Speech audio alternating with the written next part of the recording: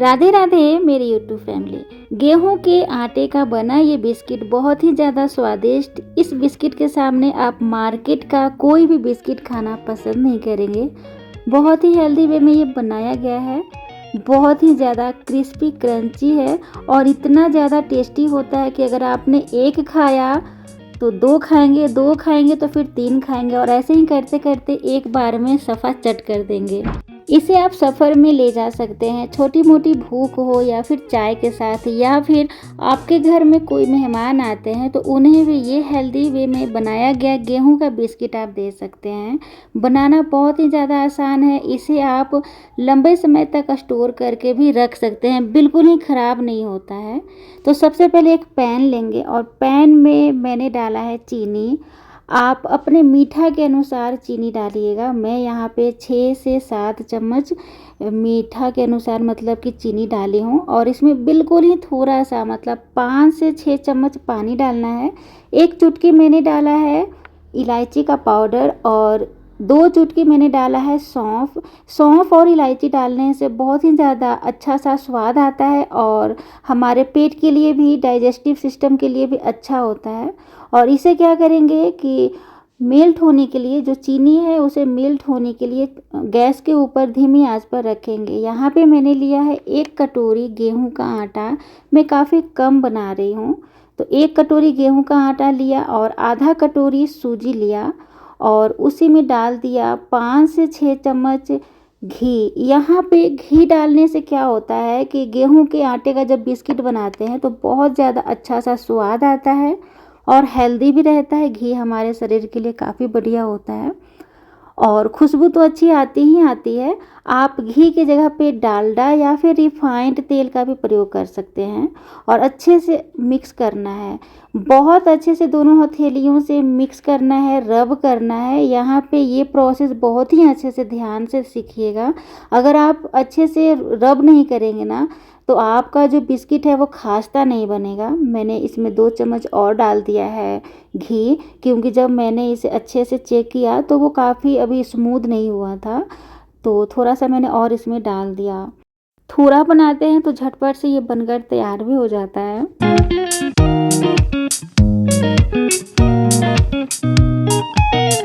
ये देखिए काफ़ी बढ़िया से मैंने मिक्स कर दिया और मुट्ठी बांध कर इस तरीके से आटे को लड्डू जैसा शेप बनाएंगे। काफ़ी बढ़िया से जब वो बन जाए लड्डू जैसा तो समझ जाइएगा कि बिल्कुल परफेक्ट आपने घी या फिर रिफाइंड ऑयल डाला है। अब यहाँ पे चीनी हमारा मेल्ट हो गया है, तो थोड़ा थोड़ा करते हुए आपको आटे में मिक्स करना है। जो हमारा चीनी सिरप है काफ़ी गर्म है, इस कारण से मैं इसे चम्मच से इसे मिक्स कर रही हूँ। एक बार में ज़्यादा आपको चीनी का जो पानी है वो नहीं डालना है, क्योंकि गीला होने का भी चांस बना रहता है, तो ध्यान दीजिएगा। थोड़ा थोड़ा करके एक हार्ड सा डो आपको तैयार करना है। बहुत ज़्यादा हार्ड डो भी मत कीजिएगा, थोड़ा सा सॉफ्ट कीजिएगा। आप वीडियो में बने रहें, काफ़ी बढ़िया से आप सीख पाएंगे। तो थोड़ा थोड़ा इसी तरीके से आपको शुगर सिरप डालकर अच्छे से गूंद लेना है। जब आटा काफ़ी बढ़िया से गूंद जाए तब लास्ट में 1 चम्मच ज़रूर डालिएगा चीनी। इससे क्या होगा कि चीनी जब ऊपर से डालते हैं लास्ट में, तो जब इसका हम बिस्किट बनाते हैं तो जब बिस्किट बनकर तैयार होता है तो ऊपर से थोड़ा थोड़ा जब चीनी दिखता है ना तो काफ़ी सुंदर लगता है और वो ऐसा लगता है कि हमने बाहर से ख़रीदा हुआ बिस्किट लाया है घर पर। और बच्चे भी खूब मज़े से खाते हैं, क्योंकि बच्चे जो होते हैं ना बड़े नखरे वाले होते हैं। जब तक कुछ चीज़ अच्छा दिखे ना तब तक वो विश्वास ही नहीं करते। उनको ऐसा लगता है कि घर का ही बनाया हुआ है और घर का सामान देखकर ही वो दूर भागते हैं। तो ज़रूर डालिएगा। अब देखिए बहुत ही टाइट सा मैंने आटा तैयार कर लिया है। थोड़ा यहाँ पे आपको कष्ट होगा गूंदते समय, क्योंकि ये काफ़ी हार्ड इस आटे को तैयार किया जाता है, पर इतना भी हार्ड मत कीजिएगा कि बनाने में ही मुश्किलें आएँ। तो आपको इस तरीके से मतलब फर्श पर फैला लेना है और इस तरीके से आपको बेलन की सहायता से बेल लेना है। और जितना मोटा पतला आप इसे खाना पसंद करते हैं बिस्किट, उतना ही आप पतला और मोटा बेल लीजिएगा। पतला मैंने इसे बेल लिया, ऊपर से फिर से मैंने इसके ऊपर चीनी डाला है और चीनी डालने के बाद फिर से इस तरीके से बेलन से चीनी को बैठा देंगे, यानी कि आटे के अंदर चिपका देंगे। और अब इसे कट करेंगे। तो साइड साइड से पहले कट करके इसका जो मतलब वेस्ट वाला जो पार्ट है ना वो हटा दीजिएगा। इससे बहुत ही सुंदर सा डिज़ाइन बनता है। और जैसा शेप आपको पसंद है उस तरीके से आपको काट लेना है।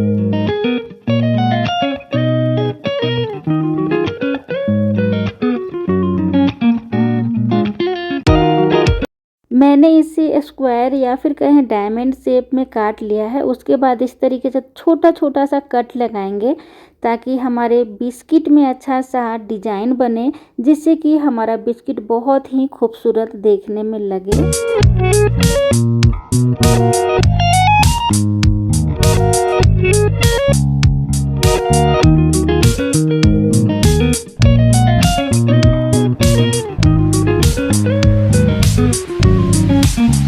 अब कटे हुए बिस्किट का जो पार्ट है एक एक करके आपको इस तरीके से एक प्लेट में निकाल लेना है। तो आप देख सकते हैं काफ़ी आसानी से ये निकल जाती है, पर नाइफ़ जो है वो काफ़ी तेज़ धार वाला आपको यूज करना है, क्योंकि गेहूं का आटा है ना तो थोड़ा सा चिपचिपा सा हो जाता है। तो तेज़ धार से अच्छे से ये कट कर निकल जाता है।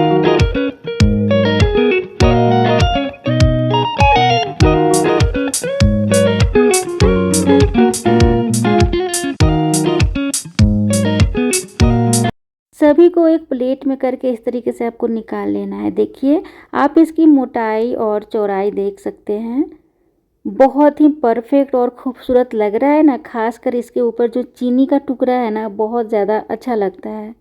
अब आप इसे किसी भी तेल में तलें, पर सरसों तेल में मत तलिएगा, रिफाइंड तेल, डालडा या फिर घी तलिएगा।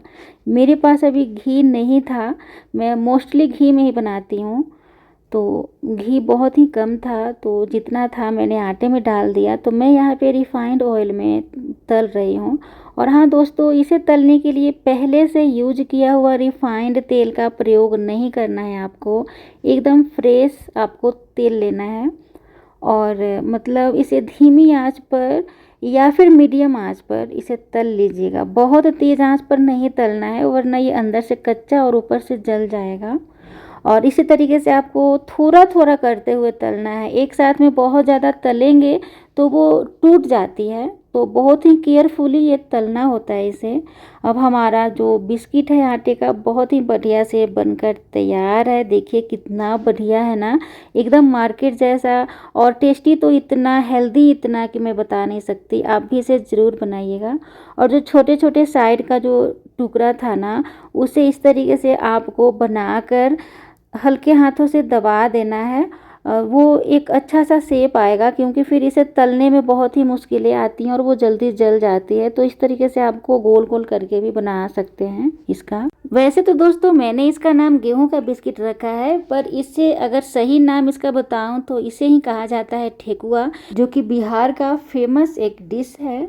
जो कि ठेकुआ कई तरीक़ों से बनाया जाता है, जिसमें से एक बनाया है आज, जो कि आप सभी के साथ शेयर किया है। तो दोस्तों अगर हमारी रेसिपी पसंद आए ना तो प्लीज़ मुस्कुराइए, लाइक कीजिए, सब्सक्राइब कीजिए। और जल्द ही मिलते हैं, तब तक के लिए राधे राधे।